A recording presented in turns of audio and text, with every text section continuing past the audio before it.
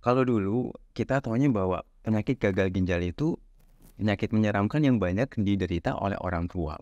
Tapi realita berkata lain dan baru bahwa penyakit gagal ginjal ternyata sudah banyak diderita oleh orang-orang dengan usia yang masih muda. Nah, sebagai seorang dokter, melihat fenomena ini apa pendapat dokter? Ya, memang kalau saya lihat terutama faktor dari makanan, minuman, termasuk juga aktivitas itu memang sangat berpengaruh ya. Dan tidak hanya gagal ginjal, tapi juga kardiovaskular itu juga saat ini momennya bergeser. Yang tadinya mungkin usia 40 tahun ke atas, sekarang usia 20 tahun sudah banyak yang menderita sakit kardiovaskular. Kenapa kok saya bahasnya kardiovaskular? Karena memang rata-rata nantinya kardiovaskular akan mempengaruhi dari kondisi ginjal itu sendiri. Jadi gagal ginjal itu kan ada akut dan kronis ya usia. Oke, ada tingkatan-tingkatannya Jadi ya. ada akut sama kronis. Kalau akut itu dia biasanya kurang dari 6 bulan terdiagnosanya. Jadi selama 3 bulan pertama dia udah dinyatakan gagal ginjal, ini dia di observasi ketat dari mulai laboratnya sama kondisi fisik tubuhnya gitu. Kalau misalnya ternyata pas tadi dicek lab dihitung laju filtrasi glomerulusnya udah masuk ke gagal ginjal stadium akhir atau stadium 5, jadi gagal ginjal juga ada stadiumnya. Ada stadium 1, 2, 3, 4, 5. Kalau stadium 5 itu pasti udah harus dicuci darahnya. Nggak bisa ditawar lagi. Cuma, apakah itu akhir dari segalanya? Enggak. Jadi kalau misalnya udah cuci darah tapi baru terdeteksi yang kurang dari 6 bulan itu, biasanya 3 bulan itu akan diobservasi ketat. Karena harapannya dia masih bisa naik ke stadium 3 atau 4.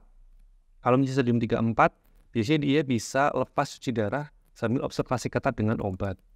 Gitu. Jadi kalau pertanyaan tadi, kalau misalnya berapa jumlah biayanya sampai sembuh, memang tidak bisa ditakar ya, Gus. Tapi awalnya aja udah kebayang lah ya.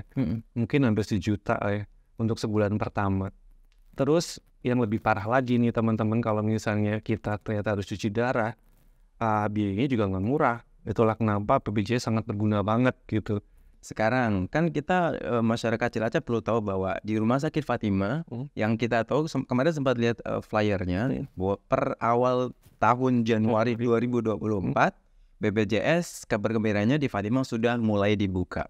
Mungkin perlu deh dijelaskan seberapa terbukanya ini, apakah sama seperti dulu atau harus ada prosedur-prosedur lain yang dijalani? Oke. Saya coba jawab ya. Jadi untuk BPJS intinya udah full cover sih, dari pelayanan poliklinik spesialis, dari layanan IGD, dari layanan rawat inap, bahkan untuk yang cuci darah plus CAPD, insya Allah sudah tercover BPJS semua. Cuma memang perlu dipahami, untuk CAPD khususnya kita masih kategori satelit, jadi bukan yang utama. Kalau satelit, jadi kita hanya memfasilitasi untuk cairannya tadi, sama yaitu tadi kita bisa mengedukasi ataupun kita ngasih contoh cara penggantian cairan yang bersih, yang steril. Tapi untuk pemasangan yang akses tadi, Yang operasi kecil tadi ya? itu di rumah sakit yang utama, jadi kita belum bisa. Jadi istilahnya kalau pasien Cilacap mungkin ada ingin CAPD dan kita di Cilacap belum ada yang bisa memasang, ya otomatis memang harus ke luar kota dulu, katakanlah ke Margono. Paling dekat Margono. Nanti seandainya memang pasien tersebut tinggal di sini, ya tinggal hubungin Fatimah aja untuk pembelian cairan selanjutnya. Jadi nggak perlu ke luar kota terus gitu. Oke, jadi kabar baik pertama bahwa per 1 Januari BPJS di Rumah Sakit Fatimah sudah mulai terbuka lagi. Ya, full cover. Ini menjadi sebuah kabar gembira untuk semua teman-teman di luaran sana yang apalagi rumahnya memang lebih dekat ke Fatimah gitu. Betul.